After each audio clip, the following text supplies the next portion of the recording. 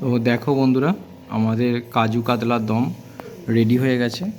তো খুব সুন্দর গ্রেভিটা হয়েছে, চাপ চাপ গ্রেভি এবং ভীষণ টেস্টি হয়েছে। তো তোমরা জাস্ট এইভাবে একদিন কাজু কাতলা দম বানিয়ে দেখো, খুব সুন্দর খেতে লাগবে। আর আমাদের চ্যানেলটা একটু লাইক সাবস্ক্রাইব করে দিও। আর যারা চ্যানেলে অলরেডি আছো তারা বেল আইকনটা প্রেস করে রেখো, যাতে প্রত্যেকটা ভিডিও তোমাদের কাছে পৌঁছায়। Thank you friend. নমস্কার বন্ধুরা, রান্নার পাঠশালায় তোমাদেরকে স্বাগত জানাই। আজকে একটা নতুন রান্না তোমাদের সামনে নিয়ে এসেছি। তোমরা হয়তো অনেকেই রান্নাটার সাথে পরিচিত।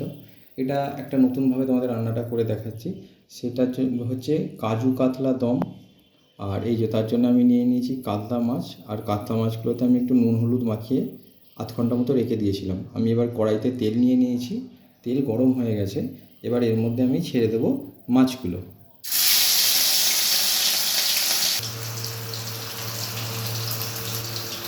তো দেখো বন্ধুরা, আমি কাতলা মাছগুলোকে একটু লাল লাল করে ভেজে নিয়েছি।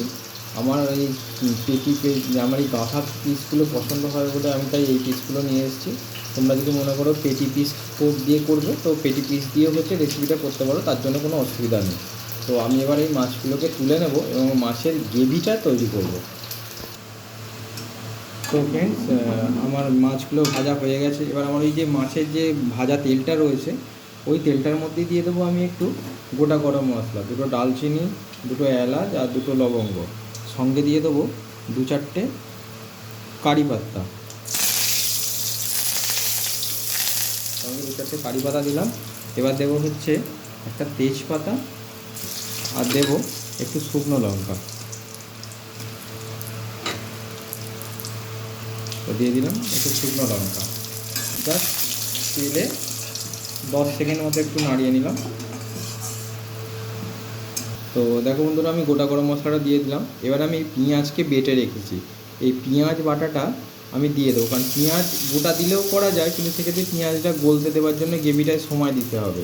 আর পেঁয়াজটা বেটে নিলে গ্রেভিটা তাড়াতাড়ি হয়ে যাবে।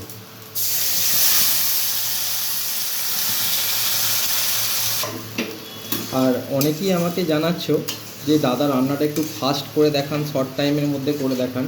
তো তাদের উদ্দেশ্যে জানাই, রান্নাটা যদি আমি ফাস্ট করে দেখিয়ে দিই, অনেকটা কেটে কেটে দেখাই, তো সেক্ষেত্রে তোমরা প্রত্যেকটা স্টেপ দেখতে পাবে না। তো তাই বলবো একটু 5-10 মিনিট সময় নিয়ে রান্নাটা দেখো, সেক্ষেত্রে তোমরা রান্নাটা শুরু থেকে শেষ পর্যন্ত খুব ভালোভাবে দেখতে পাবে। তাই আমার ভিডিওগুলো জাস্ট একটু 5-7 মিনিট করে হয়ে যাচ্ছে পুরোটা দেখানোর জন্য। আমি যতটা ছোট করার চেষ্টা করছি তোমাদের দেখাবার জন্য, কিন্তু 7-8 মিনিট, মানে 7 মিনিট তো লেগেই যাচ্ছে ভিডিওটা সম্পূর্ণভাবে দেখার জন্য। তো আমি যদি আরও ছোটোভাবে দেখাতে যাই, সেক্ষেত্রে হয়তো তোমরা অনেকগুলো পদক্ষেপ মিস করে যাবে, যে কোথায় কালার টেক্সচার কতটা চেঞ্জ হচ্ছে, সেটা যেরকম এই ভিডিওগুলোতে বিস্তারিত তোমরা দেখতে পাচ্ছ। ভিডিওগুলোর সাইজটা যদি আমি ছোটো করে দিই, তো প্রতিটা স্টেপ তোমরা হয়তো বুঝতে পারবে না, তাই ভিডিওগুলোর সাইজটা এটা থাকছে। তো পেঁয়াজটা আমার এই গোল্ডেন ব্রাউন করে ফ্রাই হয়ে গেছে। তো এবার আমি আমি দিয়ে দিচ্ছি আদা রসুনের পেস্ট। তোমরা আদা রসুন চাইলে গ্রেট করেও দিতে পারো, তবে যখন একটা গ্রেভি বানাবে, তো গ্রেভির ক্ষেত্রে হয় কি, একটু স্মুথ গ্রেভিটা বানাবার জন্য একটু বেটে দিলে গ্রেভিটা অনেকটা বেশি স্মুথ হয়। এবার আমি আদা রসুনটা পেঁয়াজের সাথে ভালো করে মিশিয়ে নেব। তো ফ্রেন্ড, আমরা এবার দিয়ে দেবো এর মধ্যে টমেটোর পিউরেটা। আমি মিক্সিতে টমেটোগুলোকে পিউরে করে রেখেছি, তো আমি এর মধ্যে দিয়ে দিলাম টমেটোর পিউরেটা। তো বন্ধুরা দেখো, আমি এবার এর মধ্যে একটু টক দইকে ফেটিয়ে নিয়েছি। টক দই ফেটিয়ে সবসময় রান্নার মধ্যে দেবে, নাহলে যদি ডাইরেক্ট টক দই ঢেলে দাও দোকান থেকে নিয়ে এসে, তাহলে কী হবে, দইগুলো পড়ার মধ্যে দিলেই দেখবে যে দইগুলো যে টুকরো টুকরো হয়ে দইগুলো কেটে যায়। তাই দইটাকে একটু এরকম ফেটিয়ে তারপর দেবে, তাহলে দইগুলো কাটবে না। তো বন্ধুরা, আমি এর মধ্যে 10-12টা কাজুকে বেটে নিয়েছি।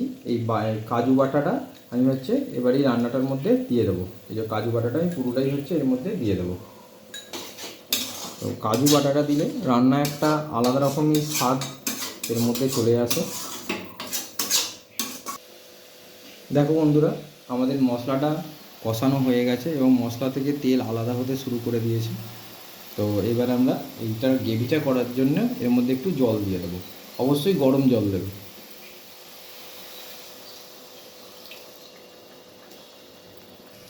তো বন্ধুরা, তোমাদের সাথে গল্প করতে করতে একটা জিনিস একটু মিস্টেক হয়েছে। আমি জলটা দিতে গিয়ে অল্প জল দিয়ে রেখে দিয়েছি, মানে মশলাটা জাস্ট একটু ফুটে গেছে। তো মশলাটা যখন কষাচ্ছিলাম তখনই হচ্ছে কিছু মশলা অ্যাড করার ছিল, যেমন হচ্ছে একটু ধনের গুঁড়ো, একটু জিরের গুঁড়ো, একটু হলুদ গুঁড়ো, একটু লঙ্কার গুঁড়ো, আচ্ছা আর দেবো একটু কাশ্মীরি লঙ্কার গুঁড়ো সামান্য, একটু গ্রেভিটা সুন্দর কালার আছে কাশ্মীরি লঙ্কার গুঁড়োটা দিলে, খুবই অল্প পরিমাণ দিলাম কাশ্মীরি লঙ্কার গুঁড়োটা। আর দেবো একটু মিট মশলা। মিট মশলা দিলে অনেক রকম মশলা দিয়ে তো বানায়, তো মিট মশলা দিলে রান্নার স্বাদটা খুব সুন্দর হয়ে যায়। তো আমি একটু অল্প পরিমাণে দিয়ে দিলাম মিট মশলা। তো দিয়ে হচ্ছে আমি আর একটু জাস্ট হচ্ছে এই গ্রেভিটাকে ফুটিয়ে নেবো সামান্য, মিনিট 5 মতন। আর যখন হচ্ছে তোমরা মশলাটা কষাবে তখনই সব মশলাগুলো একসাথে দিয়ে তারপর জলটা দেবে।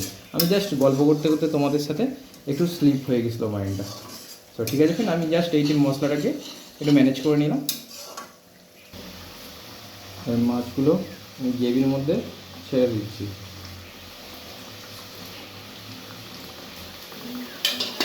গ্রেভির মধ্যে আমি মাছগুলো দিয়ে জাস্ট একটু মাছগুলোকে গ্রেভির মধ্যে ডুবিয়ে দিলাম। দেখো বন্ধুরা, আমাদের মাছের গ্রেভিটা পুরো গাঢ় হয়ে গেছে একদম, এবং খুব সুন্দর এর রং এসেছে এবং খুব সুন্দর স্বাদও এসেছে। তো আমি এটার মধ্যে দিয়ে দেবো হাফ ছিপি কেওড়া জল। তোমরা যদি মনে করো দেবে না তো নাও দিতে পারো, কিন্তু হাফ ছিপি কেওড়া জল দিলে কী হবে, রান্নাটার মধ্যে একটা খুব সুন্দর স্মেল আসবে। তো আমাদের এটা হচ্ছে রেডি।